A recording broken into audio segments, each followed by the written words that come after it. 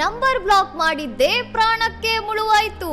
ಪ್ರಿಯಕರ mobile number block ಮಾಡಿದ ಎಂಬ ಸಿಟ್ಟಿಗೆ ಚಾಕುವಿನಿಂದ ಇರಿದು ಕೊಲೆ ಮಾಡಿದ 22 ವರ್ಷದ ಯುವತಿ.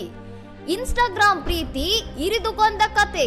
6 ತಿಂಗಳ ಹಿಂದೆ ಪರಿಚಯವಾಗಿದ್ದ ಕಾಮತ್ ಪ್ರಸಾದ್ ಮತ್ತು ರೋಶ್ನಿ ಇಬ್ಬರ ನಡುವಿನ ಮನಸ್ತಾಪ ವಿಕೋಪಕ್ಕೆ ಹೋಗಿ ನಡೆದಿದೆ ಭೀಕರ ಕೃತ್ಯ. ಮೊಬೈಲ್ ಕೊಡದಕ್ಕೆ ಎದೆಗೆ ಇರಿದ ಯುವತಿ. ಯುವಕನ ಮನೆಗೆ ನುಗ್ಗಿ ಮೊಬೈಲ್ ಕೇಳಿದ ರೋಶ್ನಿ ಫೋನ್ ನೀಡಲು ನಿರಾಕರಿಸಿದಾಗ ಎದೆಗೆ ಚಾಕು ಇಡಿಸಿದ ಕಿರಾತಕಿ. ಹೆದರಿಸಲು ತಂದ ಚಾಕು ಕೊಲೆಗೆ ಬಳಸಿದ್ಲು.